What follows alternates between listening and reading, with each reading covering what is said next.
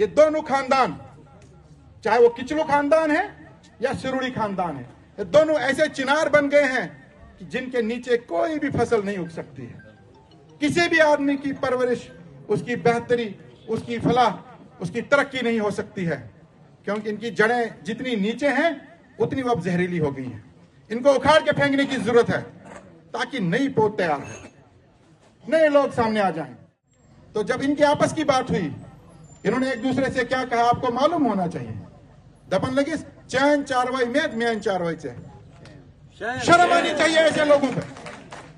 आज national conference के लोग मड़वा में सुरुड़ी के लिए कैंपेन कर रहे हैं और सुरुड़ी के लोग सजाद अहमद किचलू के लिए सुरुड़ और सरसल में कैंपेन कर रहा था। ये नस्वार बेचने वाले हैं तो दूसरा कह रहा था ये कबाड़ का काम करने वाले हैं। आज वो नस्वार और कबाड़ कहां गई इनकी? बोलो बीजेपी, सारे बोलो बीजेपी, सारे बोलो बीजेपी, मिलकर बोलो बीजेपी, सारे बोलो बीजेपी। जवान तेरे हौसले से इंकलाब आएगा, गलियों में बाजारों में इंकलाब आएगा, गलियों में बाजारों में इंकलाब आएगा, मस्जिद के मीनारों से इंकलाब आएगा, मस्जिद के मीनारों से इंकलाब आएगा, बारिश और बरसातों में इंकलाब आएगा। ये दोनों एक ही सिक्के के पहलू हैं, दो पहलू हैं। ये जमातें, इनका मंशूर एक ही है। ये जमातें दीन और धर्म को इंतखाब के वक्त सामने लाती है, कौम पर हुए जुल्म को चुनाव में सामने लाती है। आज अगर किश्तवाड़ कॉन्स्टिट्यूंसी में नेशनल कॉन्फ्रेंस ये कहती है कि मुसलमान खतरे में है, इस्लाम खतरे में है, कौम खतरे में है, जब आर्टिकल 370 एब्रोगेट हुआ था तब वो नेशनल कॉन्फ्रेंस वाले कहां सोए थे? क्या तब यहां की आवाम खतरे में नहीं थी? यहां के बेरोजगार नौजवानों का रोजगार, उनका मुस्तकबिल खतरे में नहीं था? क्या उस वक्त हमारी जमीनें खतरे में नहीं थी? उस वक्त तो वो सोए हुए थे। आज उनको याद आ गया किश्तवाड़, आज उनको किश्तवाड़ के लोग याद आ गए और उनका दूसरा साथी, उनका पार्टनर जो इंदरवाल में हमारे खिलाफ चुनाव लड़ रहा है, जो आज कहता है निजाम मुस्तफा लागू करूंगा। और जब तुम सोनिया गांधी, राहुल गांधी के नारे देते थे, क्या वो निजाम मुस्तफा था तुम्हारा? इसलिए गुमराह होने की जरूरत नहीं है। और जब ये दोनों अलग अलग जगह चुनाव लड़ने लगे तो जब इनकी आपस की बात हुई, इन्होंने एक दूसरे से क्या कहा आपको मालूम होना चाहिए। दपन लगी चैन चारवाई में मैन चारवाई से शर्म आनी चाहिए ऐसे लोगों पे। आज नेशनल कॉन्फ्रेंस के लोग मड़वा में सुरुड़ी के लिए कैंपेन कर रहे हैं और सुरुड़ी के लोग सजाद अहमद किचलू के लिए सुरुड़ और सरसल में कैंपेन कर रहे हैं और लोगों के सामने क्या कहते हैं, हम एक दूसरे के हरीफ हैं। लोगों की याददाश्त इतनी कमजोर नहीं है। कुछ ही महीने पहले किश्तवाड़ के बस अड्डे में, किश्तवाड़ के मेन चौक में एक दूसरे को गालियां दे रहे थे, पानी पी पी कर एक दूसरे को कोस रहे थे। एक कह रहा था ये नस्वार बेचने वाले हैं तो दूसरा कह रहा था ये कबाड़ का काम करने वाले हैं। आज वो नस्वार और कबाड़ कहां गई इनकी? नौजवानों और बुजुर्गों, आपको समझ लेना चाहिए ये दोनों एक ही सिक्के के दो पहलू हैं। इनकी आइडियोलॉजी एक है, इनका मंशूर एक है, क्योंकि ये सरमायादार है। सरमायादारों का एक ही मंशूर होता है, सरमाया इकट्ठा करना और जो भी धन दौलत इकट्ठे की है उसकी हिफाजत करना। इन्होंने करोड़ों अरबों रुपया जमा किया है। कोई इनसे जाकर के पूछे, एक एमएलए की जितनी तनख्वाह है, आपके जो हम दो नुमाइंदे हैं ना, उनसे ज्यादा मेहनत करके कमाई लेते हैं। हमारे पास होटल क्यों नहीं है? हमारे पास क्रशर क्यों नहीं है? हमारे पास कश्मीर में, दिल्ली में, दुबई में प्रॉपर्टी क्यों नहीं है? और इन्होंने कहां से लाई है? ये आप लोगों का, हम लोगों का खून पसीना है, हमारा हक है जिस पे ढाका डाला गया है। और आज ये कौम के रहनुमा और रहबर कहलाएंगे खुद को, आज ये गरीबों के हमदर्द कहलाएंगे खुद को। ये दोनों खानदान, चाहे वो किचलू खानदान है या सिरुड़ी खानदान है, ये दोनों ऐसे चिनार बन गए हैं कि जिनके नीचे कोई भी फसल नहीं उग सकती है। किसी भी आदमी की परवरिश, उसकी बेहतरी, उसकी फलाह, उसकी तरक्की नहीं हो सकती है, क्योंकि इनकी जड़ें जितनी नीचे हैं उतनी वो अब जहरीली हो गई हैं। इनको उखाड़ के फेंकने की जरूरत है ताकि नई पौध तैयार हो, नए लोग सामने आ जाएं। तब्दीली का यह मतलब नहीं है कि आप एक सरमायादार को हटाएं और दूसरे सरमायादार को लाएं। तब्दीली का मतलब यह है कि जो मंशूर है, जो नजरिया है, जो विजन है, वो तब्दील है। पाक में लिखा है कि रिश्वत देना नाजायज है, गुनाह है, तो एक तरफ से रिश्वत देते और उसी कलाम पाक पे हाथ रखवाते। जब गुलाम मोहम्मद सुरूरी को अपने सरकारी क्वार्टर से बाहर निकालने की बात आई थी, तो रात के 12 बजे सुनील शर्मा के घर जाकर उसके पैर पकड़ रहा था। जब सजाद अहमद किचलू और तनवीर अहमद किचलू को भटंडी के मकानों के बाहर जेसीबी आ गए थे मकान गिराने के लिए, तो रात के 2 बजे सजाद अहमद किचलू और तनवीर किचलू सुनील शर्मा के घर जाकर उनके तरले कर रहे थे कि हमारे मकान बचाओ। और आज कहते हैं हम उनसे लड़ेंगे, ये भाजपा से लड़ेंगे। शर्म आनी चाहिए इन लोगों को। ये सिर्फ और सिर्फ इक़्तिदार हासिल करने के लिए दोनों खानदान लोगों का इस्तेमाल करते आए हैं और कुछ भी नहीं। और इन्होंने कौन लोग तैयार किए हैं?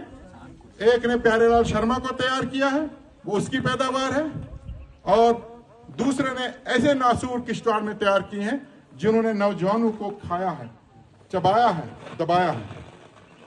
पावर प्रोजेक्ट पर काम करने वाली कंपनियों पे पैसा लेते हैं, उनकी गाड़ियां चुनाव में लगी हुई हैं, उनसे फंडिंग ले रहे हैं, और बात करते हैं ईमान की, बात करते हैं इस्लाम की, बात करते हैं कौम की। इसलिए ये पैगाम हर फर्द तक आपको पहुंचाना है कि इन लोगों के बहकावे मत आओ। चुनाव के वक्त बड़े बड़े नेता आ रहे हैं, हमारा कोई नेता नहीं आया, ना हमने बुलाया। हमने कहा हम लोगों के खादिम, हम लोगों के बीच में जाकर के वोट मांगेंगे। हमें उमर अब्दुल्ला की जरूरत नहीं है। जब ये लोग इक़्तिदार में होते हैं तब इनको आना चाहिए। कितनी मर्तबा उमर अब्दुल्ला हमारे दरमियान आकर के कहा कि आपकी क्या मुश्किलात हैं, आपकी क्या परेशानियां हैं, आपको किस चीज की जरूरत है, मैं मसले हल करूंगा। कभी आया? कब आया? जब उसको वोट मांगने हैं सजाद अहमद किचलू के लिए। जबकि हमारी चीफ मिनिस्टर महबूबा जी जब इक़्तिदार में थी, वो हर डिस्ट्रिक्ट में गई, रात रात पर बैठी, लोगों के मसाइल सुने, दरबार लगाए।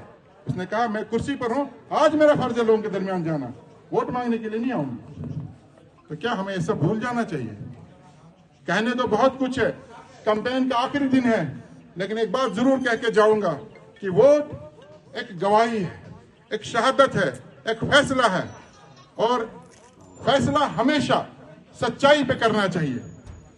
आप लोग फैसला जो भी करेंगे दिल पर हाथ रख के करिए। अगर आपको लगता है कि वही लोग आपके वोट के हकदार है तो दीजिए, कोई नहीं रोकेगा। लेकिन अगर आपको लगता है कि वो लोग आपके वोट के हकदार नहीं है, उनमें कोई सलाहियत नहीं है, उनको हमने आजमाया है, क्योंकि बुजुर्गों का कहना है, अक्लमंदों का कहना है, आजमाए हो को आजमाना एक बहुत बड़ी बेवकूफी होती है। अगर आप फिर उनको आजमाना चाहते हैं, लेकिन ईमान से और दिल से आजमाइए। लेकिन अगर आपका दिल ये कहता है कि नहीं, जैसे लोग कहते हैं पीडीपी के दोनों उम्मीदवार अच्छे हैं, वो तर्जुमानी के लायक है, लेकिन क्या करें, हवा नहीं है। और हवा कौन सी हवा? हवा के साथ सूखे पत्ते उड़ा करते हैं।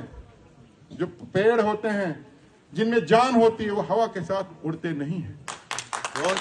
अगर आप सूखे पत्ते हो तो उड़िए हवा के साथ, जाइए जहां हवा आपको लेके जाती है, चाहे चिनाब के पार फेंकती है, चिनाब के अंदर फेंकती है, सूखे पत्ते बनिए। लेकिन अगर आप जानदार पेड़ हो तो खुद फैसला करें, सच्चाई पे फैसला करें। फैसला ये करें कि मेरे पास जो उम्मीदवारों की फहरिस्त है, इनमें मेरे वोट का हकदार कौन है। जीत अल्लाह ताला के हाथ में। मैंने पहले कहा, न मेरे साथ एक इलाका है, मेरे साथ खुदा है और लोग जिन्हें हम इस तकदीर का फैसला करना है। इसलिए फैसला हक पर करिए। आपके वोट का हकदार कौन है? आप बाकियों को छोड़िए, कौन हवा से घूमता है, कौन उड़ता है। आपके वोट का हकदार कौन है, उसके हक में अपने वोट का इस्तेमाल करें। आप अपने आप को अल्लाह ताला के सामने और अपनी जमीर के सामने जिंदा रखिए, साफ रखिए, शफाफ रखिए, क्योंकि आपसे हिसाब लिया जाएगा, हमसे भी हिसाब लिया जाएगा, हमसे भी पूछा जाएगा। अगर आपको हमने कोई सलाहियत दी थी, अगर आपके अंदर एक जज्बा दिया था कौम की खिदमत का, आपने खिदमत क्यों नहीं की? और आपसे भी पूछा जाएगा रोज़े महशर में कि अगर आपके पास वो लोग आए थे, एक मंशूर लेकर के आए थे, खिदमत का एक मौका मांग रहे थे, सच्चाई की बात कर रहे थे, आपको पैसे दे करके खरीदने की बात नहीं कर रहे थे, क्योंकि हमारी औकात नहीं हम किसी इंसान को खरीदे। जिसके घर में वालिदैन हों, जिसके घर में बीवी बच्चे हों, वो दूसरे की कीमत कभी नहीं लगा सकता। अगर वो दूसरे की कीमत लगाता है तो उसके घर की कीमत भी लगनी चाहिए। इसलिए हमारी औकात नहीं हम किसी को खरीदें। आपसे भी पूछा जाएगा कि क्या आपने उनका साथ दिया? उस वक्त आप या तो हवा के साथ गए, या 10 और 15 हजार के चक्कर में गए, या ये कहा कि अगर इसको वोट दिया तो वो जीतेगा। अरे जिताने वाली जात अल्लाह की है, कौन जीतता है वो अल्लाह को पता है। अफवाहों में मत जाइए, अपने वोट का सही फैसला लें, हक पर फैसला करें। जो आपकी नजर में बेहतरीन उम्मीदवार है, जो आपकी नुमाइंदगी के लायक में है, जो आपको लगता है कि ऐवान में जाकर, असेंबली में जाकर मेरी बात रख सकता है, इन गूंगे बहरे लोगों को आप एक तरफ रखिए, जिनकी जुबान कभी नहीं खुली, जितने जुल्म सितम हुए, जितने गलत फैसले हुए, इनकी जुबानें तो हमेशा बंद रही। फिर किसकी नुमाइंदगी करेंगे? जब जब कहीं कुछ भी हुआ, इनकी जुबानें तो हमेशा बंद रही, फिर किसकी नुमाइंदगी करेंगे?